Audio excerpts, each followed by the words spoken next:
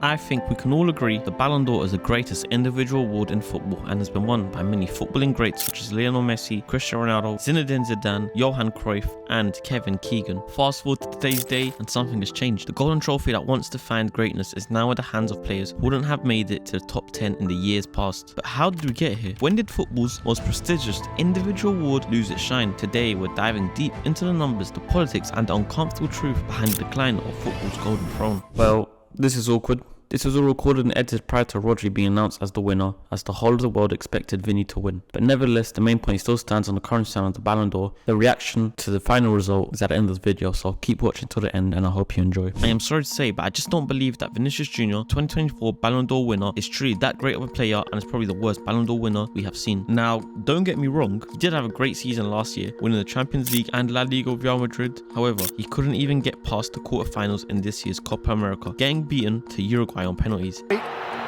Here is Ugarte for Uruguay, and Uruguay are the team who go through to the semi-finals. And when you compare him to the previous greats who have won the award, he comes across as simply average. For example, Vinicius' best ever season in a Madrid shirt and his Ballon d'Or winning season is nowhere near Ronaldo's worst season at Madrid. In Ronaldo's worst season at Madrid, which was in 2009-10 season, Ronaldo had 43 goal involvements, where he finished second in the Ballon d'Or rankings, compared to Vinicius' Ballon d'Or winning season, where he had only 35 goal involvements in 4 more games. This just shows that the quality of football players has rapidly declined over the last 20 years, and it's not just about Messi and Ronaldo, who have won the award 13 times combined, getting older and nearing their careers. Messi and Ronaldo were beyond extraordinary, achieving feats like scoring 91 goals in a calendar year and winning back-to-back Champions League titles, things we never thought possible before they emerged. So comparing any player to them does seem a bit unfair. Instead, let's compare this year's Ballon d'Or nominees with the candidates from 10 years ago in 2014 and 20 years ago 2004. Let's start off by comparing them to the candidates of 2014. Take Gareth Bale for example. If he played in the 23-24 season and matched his stats from 2014, 10 years ago, he would have had a better chance of winning the award than Vinicius Jr, as he also won the Champions League that year with Real Madrid and once again had better stats than Vinny, having 6 more goal involvements. Now let's have a guess where Bale finished in 2014 Ballon d'Or rankings. Top 5? No. Surely he finished in the top 10. Nope, he actually finished 12th place, and rightfully so, as in 2014 there were 11 players who were better than him, such as Cristiano Ronaldo, Lionel Messi, Robin, Neymar, and World Cup winners Neuer, Kroos, Lam, and Muller, highlighting how the standard of elite players has declined in recent years, as a player who finished 12th in 2014 Ballon d'Or probably would win in 2024. And if Vinicius played 10 years earlier, he would have been lucky to get into the top 15 rankings. Because of the current lack of quality at the top, he's able to get his hands on the prestigious trophy, which is crazy to think that Vinicius Jr has won the Ballon d'Or, but players like Thierry Henry, Paolo Maldini, and Luis Suarez never won just because of the era they had played in. We've checked out the 2014 nominees, which highlighted football's fall off, but when we compare it to 2004 rankings, it only gets worse. When we say that football's decline isn't solely due to Messi and Ronaldo approaching retirement, we stand by it. If we look back to 2004, a young Cristiano Ronaldo finished 12th in the Ballon d'Or rankings, while Lionel Messi didn't even make the list. Now think about the quality of the other players who were nominated that year: Ronaldinho, Thierry Henry, Wayne Rooney, Zlatan Ibrahimovic, Samuel Eto'o,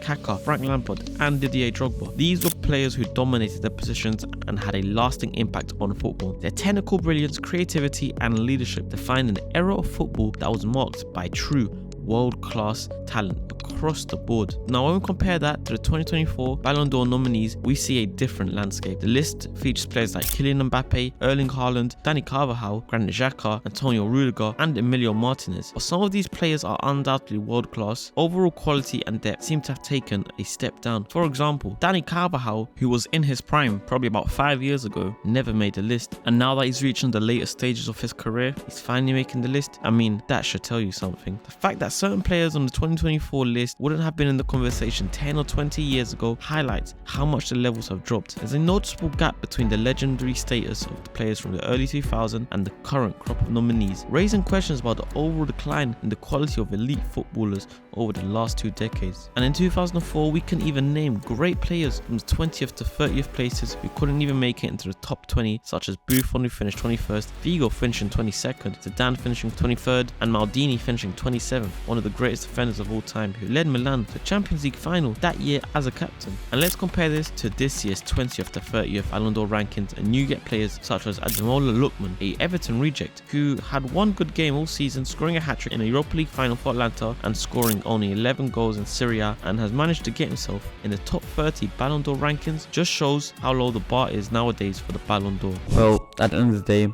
Vinny did not end up winning and Rodri did, which in my opinion is even worse and showcases how low football has really gotten. And don't get me wrong, Rodri is an incredible player, the best DM in the world, but to win the Ballon d'Or, really?